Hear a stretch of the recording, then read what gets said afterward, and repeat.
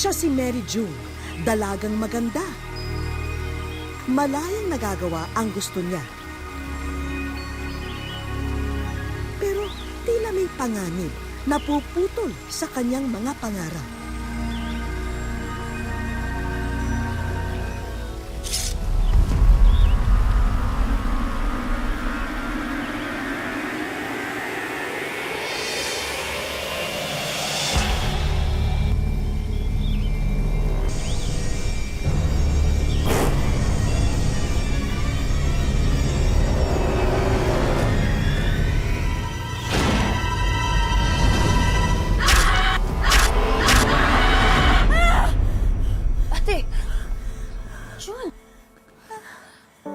Ate, nananaginip ka lang. Isinilang si Mary June na may kapansanan sa buto o orthopedic disability. Ito rin ang sanhi kung bakit maliit o payat ang kanyang mga bias. Ang tawag dito ay atrophy. Bunso, pasensya ka na. Hindi ka naman nakatulog ng maayos na naman sa akin. Ate, okay lang yun. Basta, promise mo sa akin magpapahinga ka. Babawi ka ng tulog. Ayoko muna matulog. Baka mamaya bumalik na naman ako sa bangungot ko. Ate, kaya nga panaginip kasi hindi totoo. Totoo siya. Dahil wala akong kamay at wala din akong paa. Iniisip mo lang yan. Basta, magpapahinga ka. Babawi ka sa tulog, okay po? Sige. Okay, sige.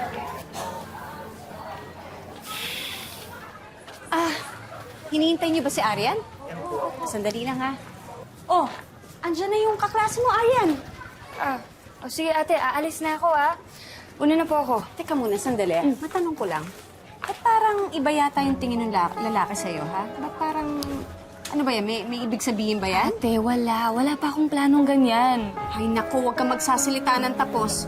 Yan si Ate Minnie mo, ganyan-ganyan din ang sinabi. Tingnan mo yung natapos niya. Bachelor of Arts in Motherhood.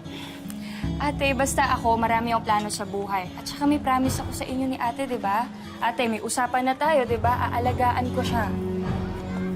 Ay, naku, promise mo yan, ha? Promise po. O yan, o sige. Ito na muna yung bakod mo, ha? Pasensya ka na dyan. At kulang tayo ngayon. Ox lang yan, ate. Ako nang bahala para magkasya to, okay? Sige, Bye-bye. sige. Bye-bye po. Ingat. Bye-bye po. Ulila na sa magulang, kaya mga kapatid na lang ni Mary June ang kasama at umaalalay sa kanya.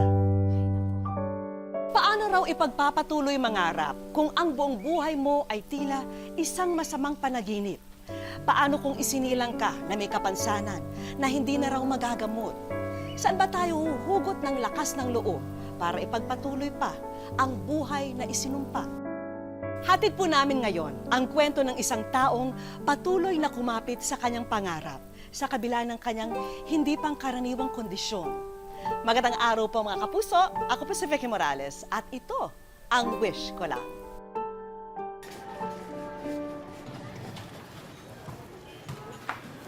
Arian, sigurado ka ba dito? Umuwi na lang tayo. Sige na, ate. Matagal ka na hindi nakakalabas ng bahay, Para pa minsan-minsan naman, paaraw ka. Excuse me, makikiraan lang kami. Excuse me. Ate, bakit yun ang itsura niya? Parang pakpak ng manok yung kamay niya, no? Bakpak ng manok! Bakpak ng manok! Hoy kayo, magsitigil nga kayo. Susumbong ko kayo sa nanay niyo. Umuwi na nga kayo. Ate! Ate! Ate June! Ate! Tulong! Tulungan niyo kami! Saklolo! Tulungan niyo kami! Tulong! Tulungan niyo kami!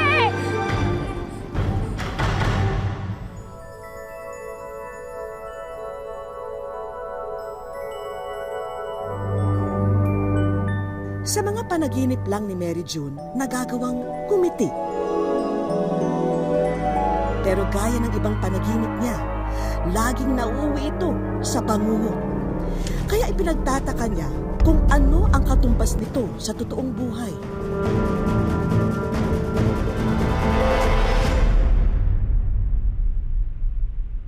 June?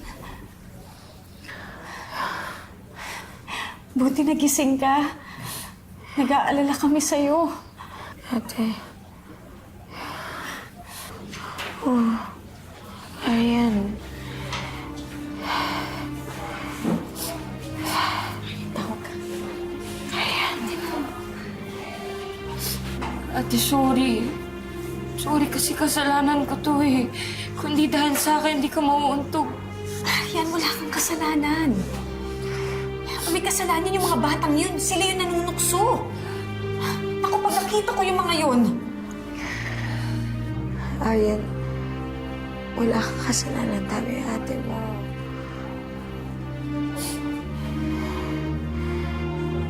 Okay na ako, ha? Huwag ka na malungkot dyan. Tama na yan.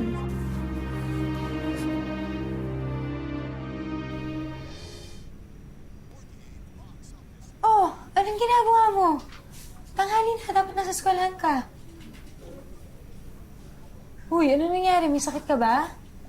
Oh, anong nangyari? Pinatigil ko na muna siya sa pag-aaral.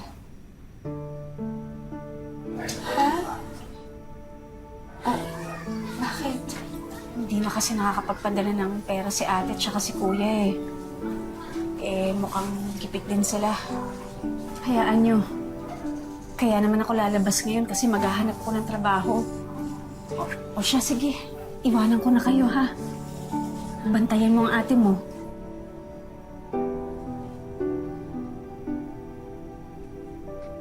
Arian. Sorry, kasalanan ko to. Yan ka na naman, ate. Sinisisi mo na naman yung sarili mo eh. Nagkataon lang na wala napadala sila kuya. Nagipit din sila dun. Gusto ko nga maghanap ng trabaho eh. Kaya lang... wala akong kasama dito.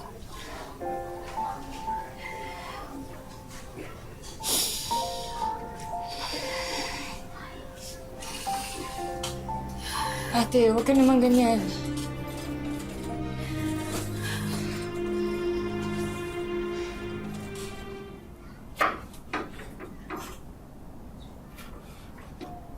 Tulungan na kita dyan, ate.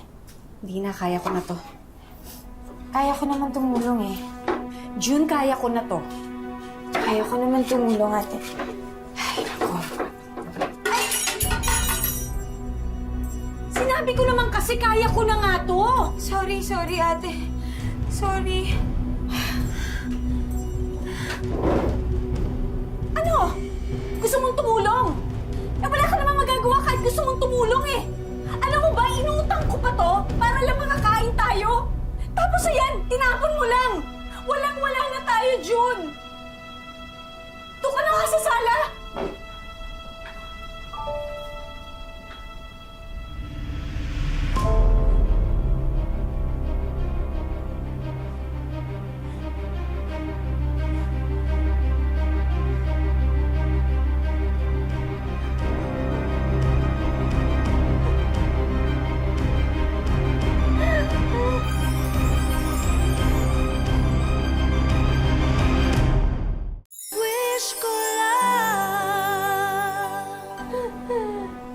Ate?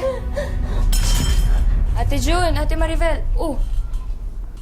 Ano nangyari dito? Oh, Arian. Ba't ngayon ka lang? May magandang balita po ako sa inyo. Naku ate, di ba dapat magkikita lang talaga kami? Pero nakitawag ako sa kanila.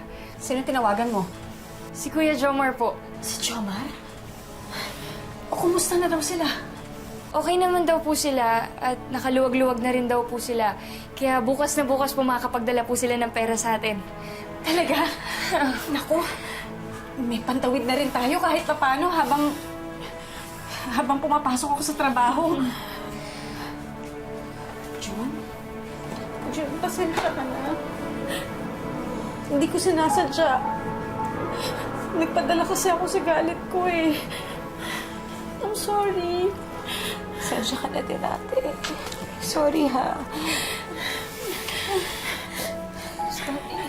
Ganito yata talaga pag hirap eh. Dapat pala talaga hindi tayo mawalan ng pag-asa. Sa susunod, hindi na ako magpapadala sa emosyon ko. Pasensya ka na. Pasensya na rin, ate.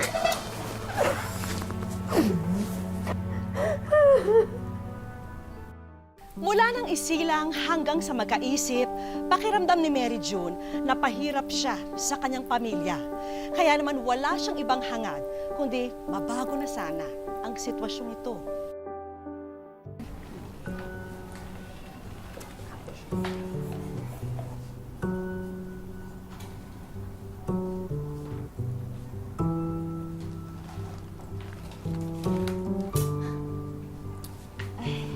Wow, ate, ang ganda naman ng gawa mo. Galing ah. Wala naman akong ginagawa maghapon, kaya naisipan ko na lang mag-drawing. Ay nako, malay mo balang araw maging hanap buhay mo pa yan. Di bale, sa susunod sweldo ko, ibibili kita ng pintura. Tsaka ano yun, dun sa, ano yun? Canvas. Canvas yun Canvas, natin. sige, yun, tama. Tapos, malay mo, magkaroon ka ng sarili mong studio. Pwede.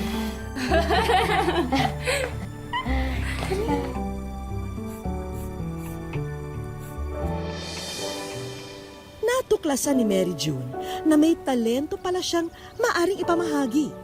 Ate June, napakaganda ng paintings mo. Sobrang nakaka-proud. Salamat. Hello po, I love your paintings po talaga. Salamat.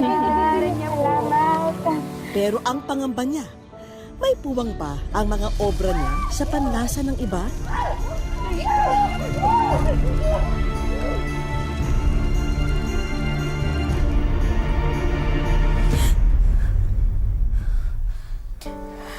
Nananaginip ka na naman. Panaginip lang. Salamat sa Diyos, panaginip lang. Ang ganda-ganda mo, Bunso. Gising ka pa ba? Baka nananaginip ka pa, ah. Oo, no, gising na ako. Halika, labas tayo. Sigurado ka? Kasi yung huli nating labas. Oo, sigurado ako, no? Halika, tara, labas tayo. Gusto ko, maghanap ako ng ipipinta ko. Sigurado ka, ah. Oo, halika na. Sige, sige. Okay ka lang ba, ate? Oo, okay lang ako. Hindi ka ba apektado sa kanila? Hindi, no? Kita mo naman ang swerte-swerte ko. May mga kapatid ako nag-aalaga sa akin at nagmamahal sa akin. Tingnan mo naman, no? Ang ganda-ganda na nagtutulak ng wheelchair ko.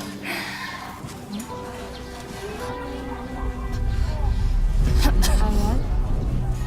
Ate, Oh, ano nangyayari? Okay ka lang, Aryan? Uy! Tulong! Aryan! Aryan! Aryan! Tulong! Tulong! Kailangan namin ng tulong dito! Aryan! Tulong! Dok, kumusta po yung kapatid ko? Ano po yung kalagayan niya ngayon? I'm very sorry. She has cervical cancer. Ha? Dok, baka naman nagkakamali kayo. Ang bata-bata pa niya para magkaroon ng ganong klaseng sakit. Yeah, we can run a new test. Pero maliit lang ang chance ang mabago ang resulta. Hindi mawari ni Mary June kung bakit ang kapatid niyang si Aryan pa ang nagkasakit ng malubha. Siya pa naman ang laging kasama at umaalalay sa kanya. Gagaling ka.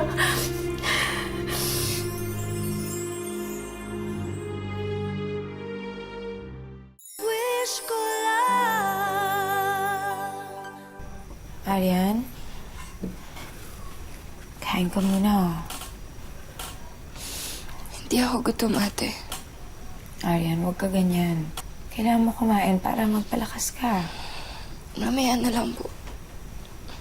Naalala mo ba nung na-depress ako? Yung kanin at asin lang yung kinakain natin. Tapos na-aksidente pa ako. Naalala mo ba yan? Muntik na ako magpakamatay nun. Naisip ko kasi na wala nang kinabukasan para sa isang taong katulad ko. Tapos pabigat pa ako sa inyong mga kapatid ko. Kaya, kumuha ako ng kutsilyo. Hawak-hawak ng dalawang kamay ko. Pero hindi ko rin natuloy. Alam mo kung bakit? Ate? Kasi pumasok ka. May dala kang magandang balita. Sa pagpasok mong yun, naisip ko, may mga tao pa pala nagmamahal sa akin. Hindi ako nagpakamatay dahil naisip ko naman na hindi lang sa akin yung buhay ko. Kung hindi sa inyong lahat na nagmamahal sa akin. Kaya dapat lumaban ka, ha?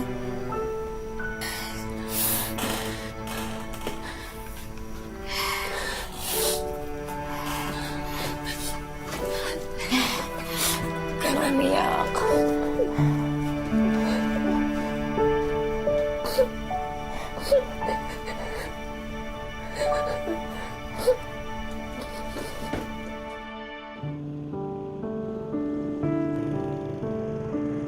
Isang dekada na rin ang lumipas mula nang malampasan ni na Mary June ang mga mabibigat na unos sa kanilang pamilya. Ngayon, patuloy na namumuhay si Mary June, kapiling ang kanyang mga kapatid, dito sa ipinundar na bahay ng mag-anak sa Santa Barbara, Iloilo. At sa edad na 33 taon, nagpapasalamat siya na kapiling pa niya sila. Kasi marami akong naririnig sa mga tao na ganyan, sa ganitong sitwasyon. Ganito daw, hindi daw aabot ng line of 3, line of 4, ganun. Kung ano man binigay ni God, accept ko naman. Ang kapatid niyang si Aryan, nalagpasan na rin daw ang sakit na cancer. Simula na po na nag-stop ako ng 6 cycles na chemotherapy and then monitoring po ng FFB ko. Yung bumababa po yung cancer cells ko, yung po nalalaman na okay na po yun, survive na po ako sa cancer ko. Kung may isang bagay na nagbibigay kulay sa mundo ni Mary June, ito ay ang pagpipinta. Mula sa kanyang imahinasyon, na ipapahayag ni Mary June ang laman ng kanyang puso at isipan sa kanyang mga obra. Iniisip ko yung mga naranasan ko. Kasi parang doon ko nafe-feel yung parang pag nakapag-paint ako. Parang magandang feeling after. Gusto niya maging makita ng ibang tao, yung guhit niya, mga drawings niya, mga paintings niya, yung po dream niya. Yung di po dream ko para sa kanya, na maka-exhibit po siya.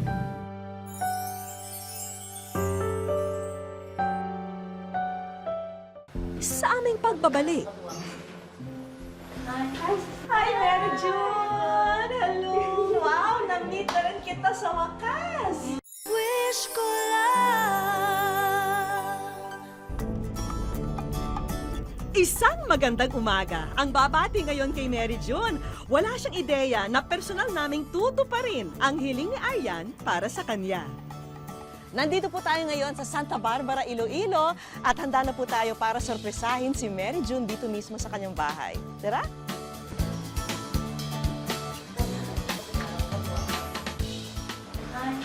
Hi, Mary June! Hello! Wow! Na-meet na rin kita sa wakas! Hawa ako sa'yo. O bakit ka naluluha? Hindi expect na merong artista na kaharap ko. Diyos ko, artista, ginawa mo pa akong artista. Ngayon na na-meet na kita ng personal, yung feeling ko talaga, very positive person ka. No? Saan mo kinukuha yun? Kung isipin mo na useless yung life. Oo. Hindi lang ako mahirapan na yung mga kapatid ko din.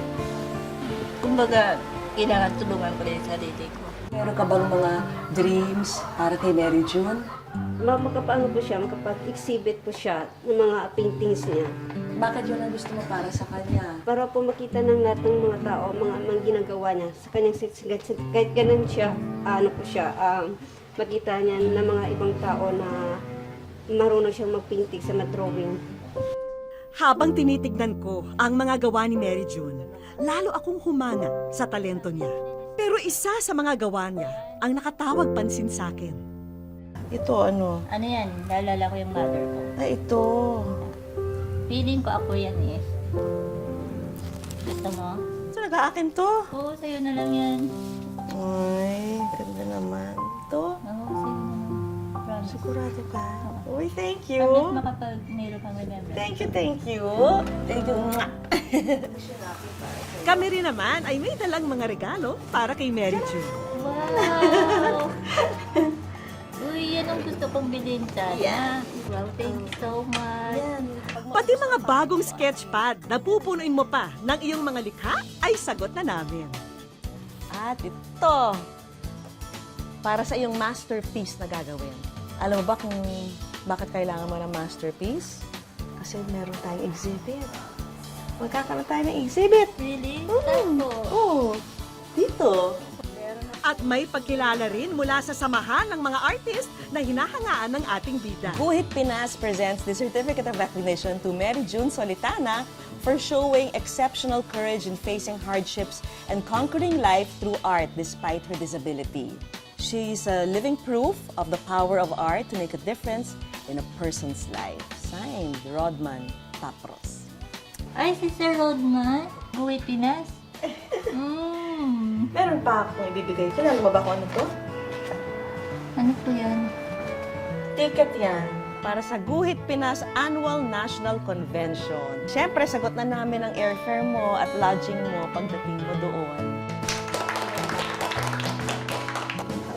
Excited na ako. At ito pa, para sa iyo yan. Galing sa Guhit Pinas. Oh, my dreams. I love this. Yan, meron akong Guhit Pinas. Oo, lahat yan para sa iyo. Sa tulong ng mga kaibigan at kamag-anak ni Mary June, naihanda na ang kauna-unahang solo exhibit ng dalaga. Si Mary June naging emosyonal sa mainit na pagsalubong sa kanya rito. Happy lang po ako. Super. Unexpected. Maraming salamat talaga. Sa GMA 7. At sa wish ko na, pinupal yung wish ko. MJ, maraming salamat sa pinakita mong galing sa pagpinta. Naging inspirasyon ka sa lahat dito sa ating bayan, lalong-lalo na sa mga kababaihan.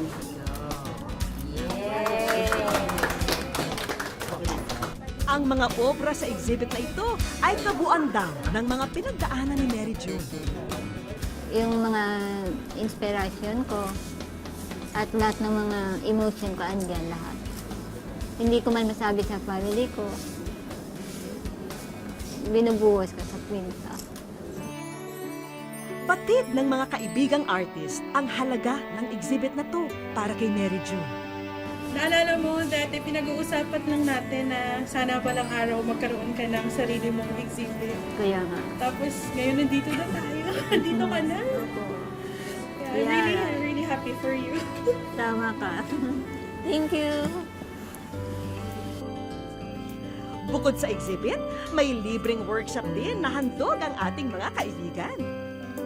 Magkakaroon ka ng scholarship grant from the local government din itong Santa Barbara kasi naniniwala kami sa iyong kakayahan. So MJ, ang Centennial Museum is open for all your artworks. And thank you for sharing your talent to the community.